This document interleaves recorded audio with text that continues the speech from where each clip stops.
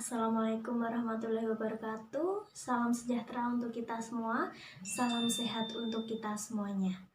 Nah, mungkin yang kemarin belum sempat kenal dengan saya, perkenalkan nama saya Miss Wulan. Untuk beberapa waktu ke depan, saya akan menemani Pak Ibnu dalam menyampaikan mata pelajaran materi seni musik. Oke, kita akan belajar mengenai teknik vokal. Nah, kira-kira apa sih teknik vokal itu?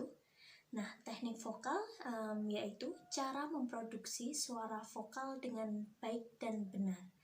Nah, agar suara yang dikeluarkan atau suara yang dihasilkan itu terdengar lebih indah, lebih bagus, lebih nyaring.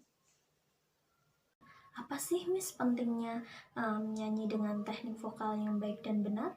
Loh, banyak sekali pentingnya. Misalnya, satu, jika kita menyanyi dengan teknik vokal yang baik dan benar, kita tidak akan mengalami cedera pita suara, cedera tenggorokan, seperti itu. Yang kedua, kita nyanyinya bisa tidak capek. Kita nyanyi lagu yang banyak sekali, kita tidak mungkin cepat habis suaranya, cepat capek gitu, tidak ngos-ngosan.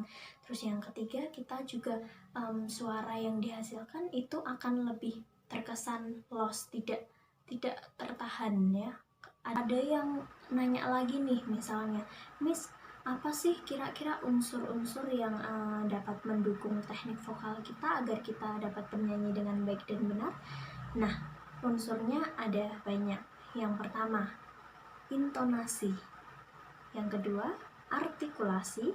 Ketiga, pernafasan. Keempat, sikap badan kita ketika kita bernyanyi. Kelima, pembawaan atau interpretasi. Dan yang keenam, yang terakhir adalah phrasing. Nah, di sini kita akan bahas, kita akan kupas satu persatu tentang unsur-unsur tersebut. Oke, sekarang kita akan belajar tentang artikulasi. Artikulasi. Do, re, mi, re, do.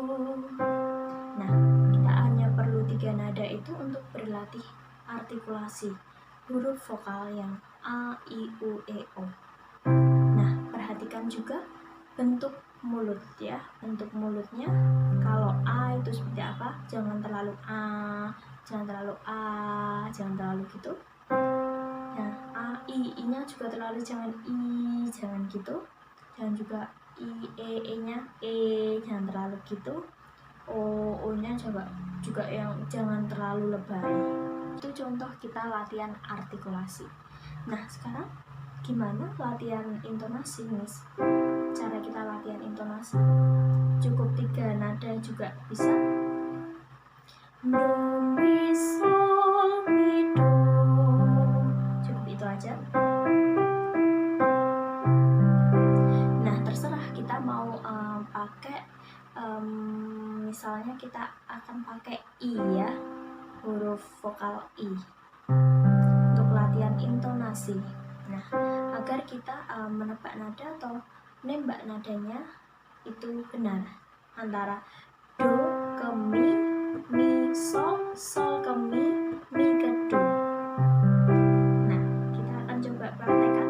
Kita pakai hasonisasi dulu. Do, mi, sol, mi, do. Nah, itu contoh yang benar. Coba kita contoh intonasi yang salah. Do, mi, sol, mi, do. Nah, itu tidak balance. Nah, kita harus bisa nembak dengan benar. Do, mi, sol, mi, do.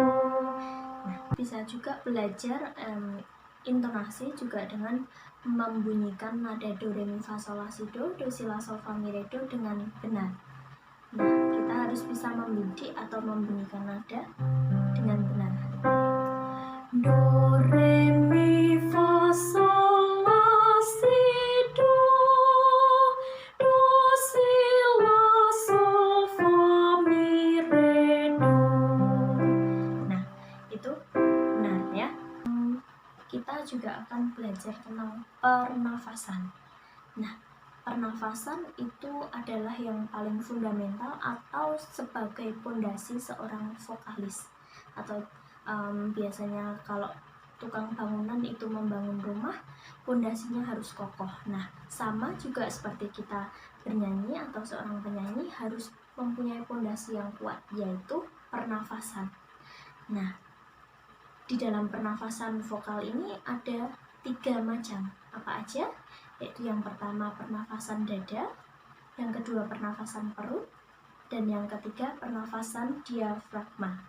Nah, itu kayak gimana sih, Miss? Nah, kalau pernafasan dada itu yang biasa kita lihat, ciri-cirinya itu yang terlihat adalah dadanya, bahunya naik. Jadi ketika bernyanyi dadanya itu, kalau ambil nafas dadanya itu naik, nah itu berarti dia menggunakan pernafasan dada. Nah, kalau perut itu yang bisa kita lihat itu ketika kita sedang tidur. Nah, coba kalau tidur itu taruh buku di atas perut, bukunya akan ke atas, ke bawah, ke atas, ke bawah. Nah, itu kita sedang menggunakan pernafasan perut. Nah, kalau diafragma itu apa ya? Kok mungkin ada yang asing juga dengan diafragma. Nah, diafragma itu adalah otot ya yang ada di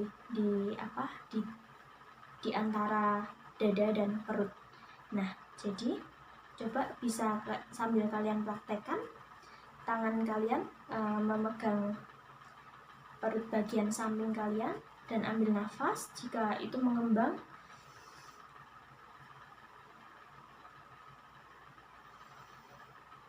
nah itu adalah pernafasan diafragma. Jadi bedanya dengan perut, kalau perut saja itu yang mengembang mengempis itu hanya perut bagian depan saja. Jadi kalau pernafasan perut itu mengembang mengempis, mengembang mengempis. Nah, kalau diafragma, nah dia akan mengembang di segala arah. Jadi dia akan maju dan menyamping.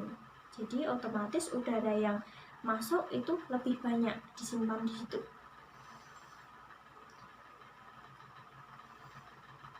Nah, gitu. Nah, terus Miss, kita kalau nyanyi kita menggunakan pernafasan yang mana ya yang bagus? Nah, Miss Wulan sarankan jika kita menyanyi kita lebih baik menggunakan pernafasan yang diafragma.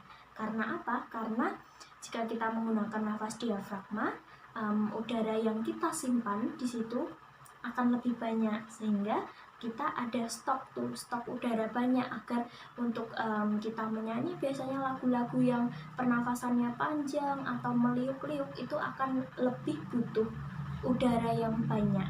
Nah, maka dari itu kita akan menggunakan pernafasan diafragma. Ada juga tadi sikap badan ketika kita bernyanyi. Nah, baiknya sikap badan ketika kita bernyanyi duduk apa berdiri sih, Miss? Nah, itu terserah kalian. Jadi kalau misalnya fisiknya tidak mendukung untuk sedang berdiri ya duduk tidak apa-apa. Kalau misalnya nyanyi drama musikal misalnya harus duduk itu juga tidak apa-apa duduk. Jadi duduk maupun berdiri terserah. Nah, tapi Miss Wulan tetap menyarankan dengan berdiri karena agar postur peredaran darah dan aliran udara itu jadi lebih lancar ya. Jadi kalau walaupun duduk kita juga harus memperhatikan sikap duduk kita.